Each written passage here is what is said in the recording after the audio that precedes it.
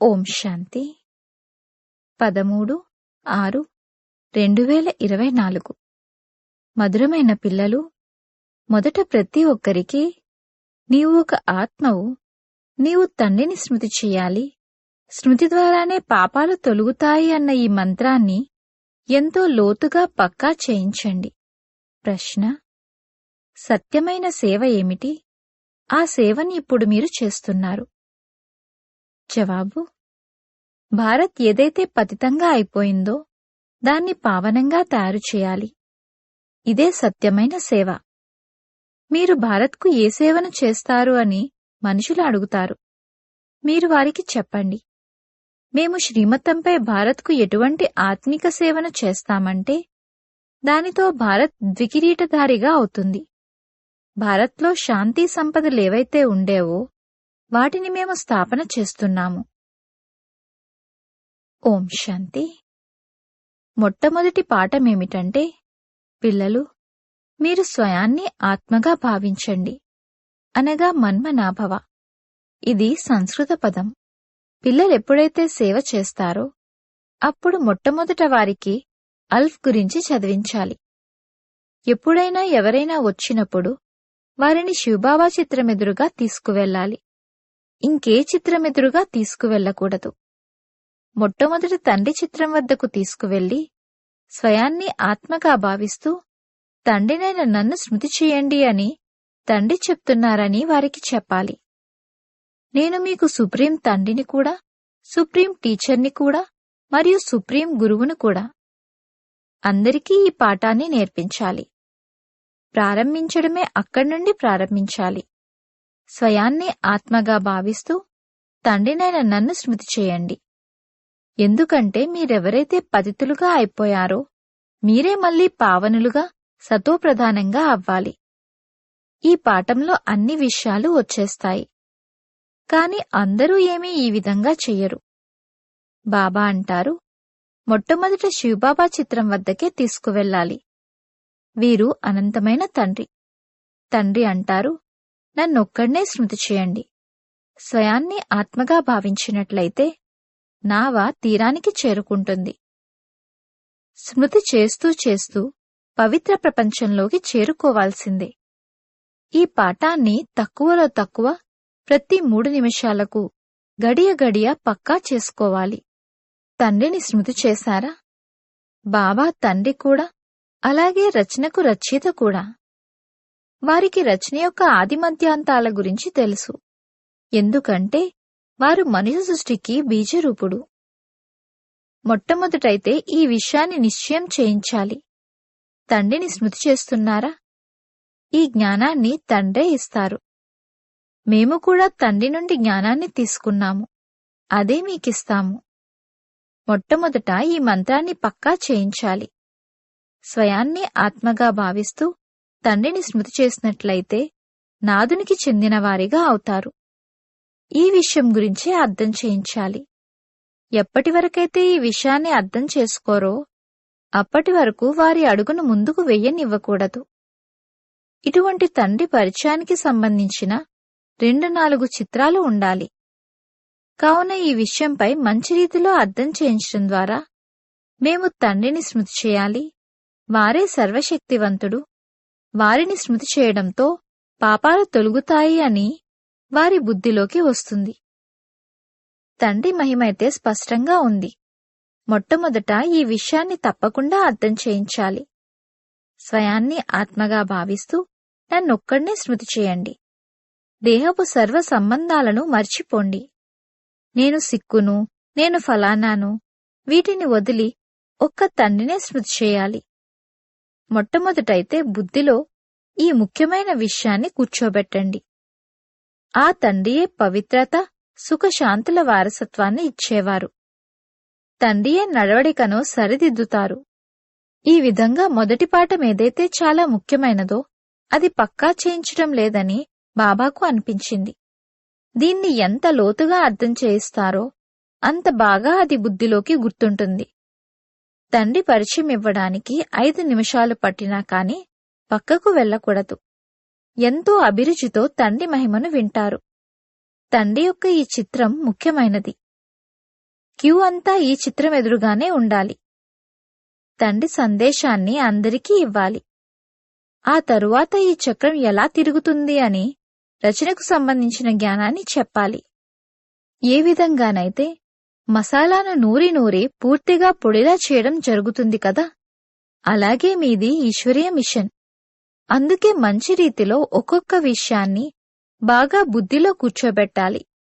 ఎందుకంటే తండ్రి గురించి తెలియని కారణంగా అందరూ అనాథలుగా అయిపోయారు. బాబా సుప్రీం తండ్రి, సుప్రీం టీచర్, సుప్రీం గురువు అని వారి పరిచయాన్ని ఇవ్వాలి. ఈ 3 సంబంధాలను చెప్పడంతో ఇక సర్వవ్యాపి అన్న ఈ విషయం బుద్ధి నుండి తొలగిపోతుంది. ఈ విషయాన్ని మొట్టమొదట బుద్ధిలో కూర్చోబెట్టండి. తండ్రిని స్మృతి చేయాలి. అప్పుడే మీరు పతితం నుండి పావనంగా అవ్వగలుగుతారు. దైవీ గుణాలను కూడా ధారణ చేయాలి. సతో ప్రధానంగా అవ్వాలి.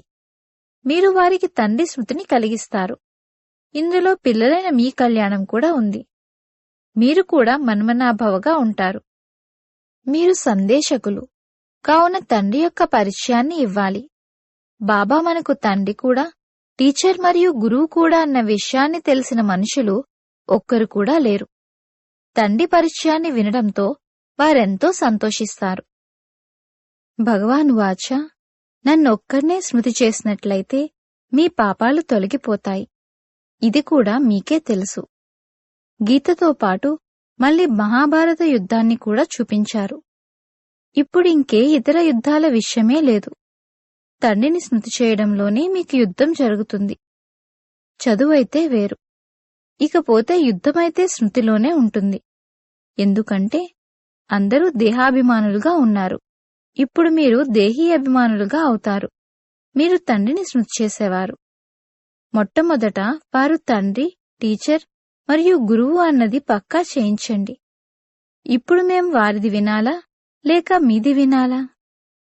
తండ్రి అంటారు, పిల్లలు, ఇప్పుడు మీరు శ్రేష్టంగా అయ్యేందుకు పూర్తిగా శ్రీమతంపై నడవాలి. మేము ఈ సేవనే చేస్తున్నాము.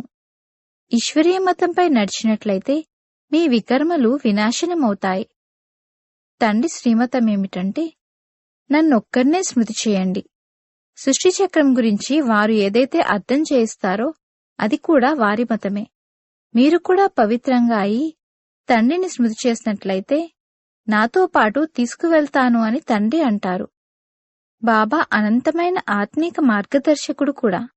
ఓ పతిత పావన, మమ్మల్ని పావనంగా చేసి ఈ పతిత ప్రపంచం నుండి తీసుకువెళ్ళండి అని వారిని పిలుస్తారు. వారు దైహిక మార్గదర్శకులు, వీరు ఆత్మీక మార్గదర్శకుడు. శివబాబా మనల్ని చదివిస్తారు. తండ్రి పిల్లలైన మీకు కూడా చెప్తారు, నడుస్తూ తిరుగుతూ లేస్తూ తండ్రిని స్మృతి చేస్తూ ఉండండి.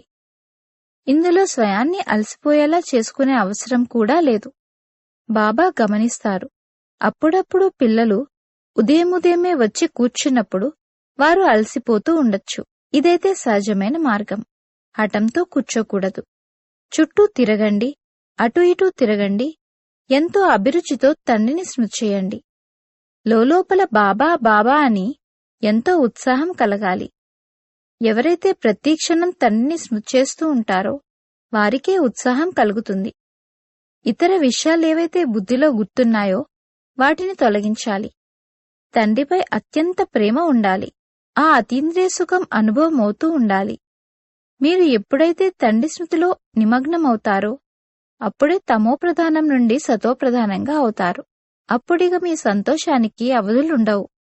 ఈ విషయాలన్నింటి గురించి వర్ణన ఇక్కడే జరుగుతుంది. అందుకే అతీంద్రియ సుఖం గురించి గోపగోపికలను ఎవరినైతే భగవంతుడైన తండ్రి చదివిస్తారో వారినే అడగండి అన్న గాయనం కూడా ఉంది. భగవాన్ వాచ, నన్ను స్మృతి చేయండి. తండ్రి యొక్క మహిమనే తెలియచేయాలి. సద్గతి యొక్క వారసత్వం ఒక్క తండ్రి నుండే లభిస్తుంది. అందరికీ సద్గతి తప్పకుండా లభిస్తుంది. మొదట అందరూ శాంతిధామానికి వెళ్తారు. తండ్రి మనకు సద్గతిని ఇస్తున్నారన్నది బుద్ధిలో ఉండాలి. శాంతిధామం, సుఖధామం అని దేన్ని అంటారో అర్థం చేయించడం జరిగింది. శాంతిధామంలో ఆత్మలన్నీ ఉంటాయి. అది sweet home, silence home, tower of silence. దాన్ని ఈ కళ్ళతో ఎవ్వరూ చూడలేరు. ఇక్కడ ఈ కళ్ళతో ఏ వస్తువులైతే చూస్తారో వాటి వైపుకే ఆ సైన్స్ వారి యొక్క బుద్ధి వెళ్తుంది. ఆత్మలనైతే ఈ కళ్ళ ద్వారా ఎవ్వరూ చూడలేరు, అర్థం చేసుకోగలుగుతారు. ఆత్మనే చూడలేనప్పుడు తండ్రిని ఎలా చూడగలరు? ఇది అర్థం చేసుకోవలసిన విషయం కదా. ఈ కళ్ళతో చూడడం జరగదు. భగవానువాచ, నన్ను స్మృతి చేసినట్లయితే పాపాలు భస్మమవుతాయి. ఇలా ఎవరన్నారు అన్న దానిని పూర్తిగా అర్థం చేసుకోని కారణంగా శ్రీకృష్ణుని గురించి అనేస్తారు. శ్రీకృష్ణుణ్ణైతే ఎంతగానో స్మృతి చేస్తారు. రోజురోజుకు వ్యభిచారిగా అవుతూ ఉంటారు. భక్తిలో కూడా మొదట ఒక్క శివుడి భక్తినే చేస్తారు. అది అవ్యభిచారి భక్తి. ఆ తరువాత లక్ష్మీనారాయణుల భక్తి. ఉన్నతోన్నతమైన వారైతే భగవంతుడే. ఈ విధంగా వారే విష్ణువుగా అయ్యేందుకు వారసత్వాన్ని ఇస్తారు. మీరు శివవంశీయులుగా అయి మళ్లీ విష్ణుపురికి యజమానులుగా అవుతారు. మొదటి పాఠాన్ని ఎప్పుడైతే బాగా చదువుకుంటారో అప్పుడే మాల తయారవుతుంది. తండ్రిని స్మృతి చేయడం అంత సులువైన విషయమేమీ కాదు. మనస్సు బుద్ధిని అన్ని వైపుల నుండి తొలగించి ఒక్కరిపైనే జోడించాలి. ఈ కళ్ళ ద్వారా ఏవైతే చూస్తారో వాటిపై నుండి బుద్ధియోగాన్ని తొలగించండి. తండ్రి అంటారు, నన్నొక్కడ్నే స్మృతి చేయండి, ఇందులో తికమక పడకండి. తండ్రి ఈ రథంలో కూర్చొని ఉన్నారు. వారు నిరాకారుడని వారి మహిమనే చేస్తారు. మీరు మన్మనాభవగా అయి ఉండండి అని వీరి ద్వారా మీకు గడియ గడియ స్మృతిని ఇప్పిస్తారు. అనగా మీరు అందరికీ ఉపకారం చేసినట్లవుతుంది. మీరు భోజనం తయారు చేసేవారికి కూడా శివబాబాను స్మృతి చేస్తూ భోజనాన్ని తయారు చేసినట్లయితే తినేవారి బుద్ధి శుద్ధమవుతుంది అని చెప్తారు. ఒకరికొకరు స్మృతిని ఇప్పించుకుంటూ ఉండాలి. ప్రతి ఒక్కరూ ఏదో ఒక సమయంలో స్మృతి చేస్తూ ఉంటారు. కొందరు అర్ధగంట కూర్చుంటారు, కొందరు 10 నిమిషాలు కూర్చుంటారు. అచ్చా, కనీసం 5 నిమిషాలైనా ప్రేమగా తండ్రిని స్మృతి చేసినట్లయితే రాజధానిలోకి వచ్చేస్తారు. రాజు రాణి సదా అందర్నీ ప్రేమిస్తారు. మీరు కూడా ప్రేమసాగర్లుగా అవుతారు. అందుకే అందరిపై ప్రేమ ఉంటుంది. అంతా ప్రేమయే ప్రేమ ఉంటుంది. తండ్రి ప్రేమ సాగరుడు. కావున పిల్లలకి కూడా తప్పకుండా అటువంటి ప్రేమ ఉంటుంది.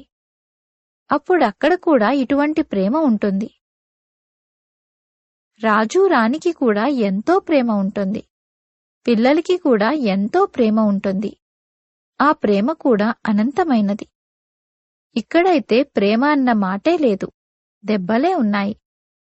అక్కడ ఈ కామవికారపు హింస కూడా ఉండదు. అందుకే భారత్ యొక్క మహిమ అపారమైనదిగా గాయనం చేయబడింది.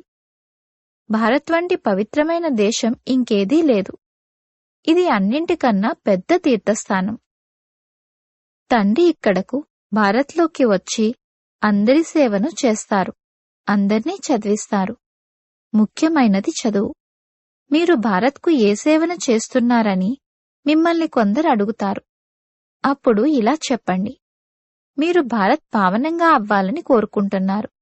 కాని ఇప్పుడు పతితంగా ఉంది కదా, కావున మేము శ్రీమతంపై భారత్ను పావనంగా చేస్తున్నాము. తండ్రిని స్మృతి చేసినట్లయితే పతితం నుండి పావనంగా అవుతారు అని అందరికీ చెప్తాము. మేము ఈ ఆత్మిక సేవను చేస్తున్నాము. భారత్ ఏదైతే శిరోకిరీటంగా ఉండేదో, సుఖశాంతులైతే ఉండేవో వాటిని మళ్లీ శ్రీమతంపై కల్పపూర్వం వలె డ్రామా ప్లాన్ అనుసారంగా తయారు చేస్తున్నాము అని చెప్పండి. ఈ పదాలను పూర్తిగా గుర్తుంచుకోండి. విశ్వంలో శాంతి ఏర్పడాలని మనుషులు కోరుకుంటారు. అది మేము చేస్తున్నాము. భగవానువాచ, తండ్రి పిల్లలైన మాకు అర్థం చేస్తూ ఉంటారు. తండ్రినైన నన్ను స్మృతి చేయండి. మీరు బాబాను అంతగా స్మృతి చేయడం లేదని కూడా బాబాకి తెలుసు. ఇందులోనే శ్రమ ఉంది. స్మృతి ద్వారానే మీ కర్మాతీత అవస్థ ఏర్పడుతుంది. మీరు స్వదర్శన చక్రధారులుగా అవ్వాలి. దీని అర్థం కూడా ఎవ్వరి బుద్ధిలోనూ లేదు. శాస్త్రాల్లోనైతే ఎన్ని విషయాలను రాసేశారు. ఇప్పుడు తండ్రి చెప్తున్నారు, మీరేవైతే చదువుకున్నారో వాటన్నింటినీ మర్చిపోవాలి. స్వయాన్ని ఆత్మగా భావించాలి. అదే మీతో పాటు వస్తుంది. ఇంకేదీ రాదు. ఇది తండ్రి యొక్క చదువు. ఇది మీతో పాటు వస్తుంది. దానికోసమే ప్రయత్నిస్తున్నారు. చిన్న చిన్న పిల్లల్ని కూడా తక్కువగా అనుకోకండి.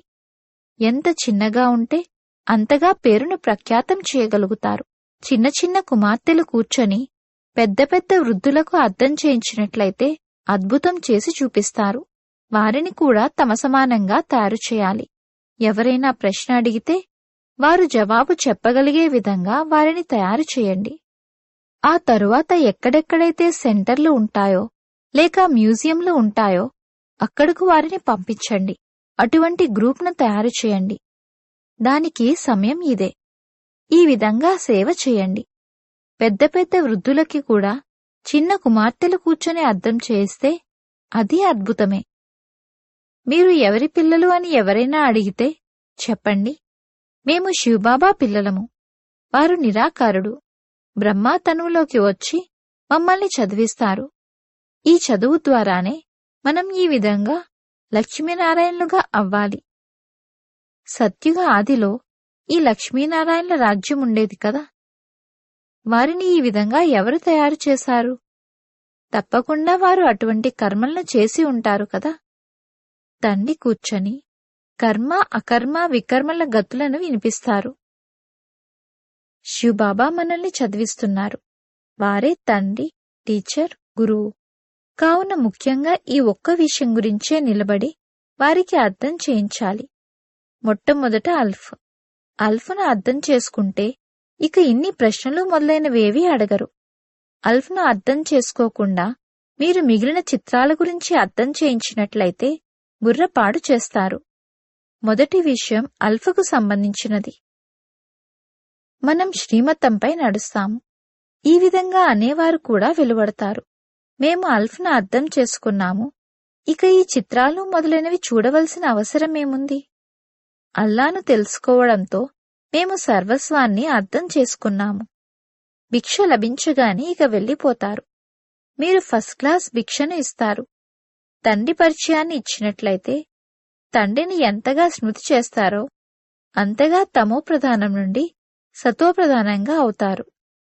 అచ్చా, మధురాతి మధురమైన సికీలదే పిల్లలకు మాతాపితా బాప్దాదాల ప్రియ స్మృతులు మరియు గుడ్ మార్నింగ్. ఆత్మిక పిల్లలకు ఆత్మిక తండ్రి నమస్తే. ధారణ కొరకు ముఖ్య సారము. మొదటి పాయింట్, అతీంద్రియ సుఖాన్ని అనుభవం చేసేందుకు లోలోపల బాబా బాబా అన్న ఉత్సాహం ఉప్పొంగుతూ ఉండాలి. హఠంతో కాదు, అభిరుచితో తండ్రిని నడుస్తూ తిరుగుతూ స్మృతి చేయండి. బుద్ధిని అన్ని వైపుల నుండి తొలగించి ఒక్కరితో జోడించండి. రెండవ పాయింట్, ఏ విధంగా తండ్రి ప్రేమసాగరుడో అదేవిధంగా తండ్రి సమానంగా ప్రేమసాగరులుగా అవ్వాలి. అందరికీ ఉపకారం చెయ్యాలి. తండ్రి స్మృతిలో ఉండాలి మరియు అందరికీ తండ్రి స్మృతిని కలిగించాలి. వరదానము. శాంతి శక్తి యొక్క సాధనాల ద్వారా విశ్వాన్ని శాంతిగా చేసే ఆత్మిక శస్త్రధారి భవ. శాంతి శక్తి యొక్క సాధనం శుభ సంకల్పాలు, శుభభావన మరియు నయనాల భాష. ఏ విధంగా నోటి యొక్క భాష ద్వారా తండ్రి మరియు రచనల పరిచయాన్ని ఇస్తారో అదే విధంగా శాంతిశక్తి ఆధారంతో నయనాల భాష ద్వారా నయనాలతో తండ్రి యొక్క అనుభవాన్ని చేయించగలరు. స్థూలమైన సేవా సాధనాల కన్నా ఎక్కువగా సైలెన్స్ శక్తి అత్యంత శ్రేష్టమైనది. ఆత్మిక సైన్యం యొక్క విశేషమైన శస్త్రం ఇదే. ఈ శస్త్రం ద్వారా అశాంతమయమైన విశ్వాన్ని శాంతిగా చేయగలరు. స్లోగన్. నిర్విఘ్నంగా ఉండటము మరియు నిర్విఘ్నంగా చేయటము ఇదే సత్యమైన సేవకు రుజువు. ఓం శాంతి.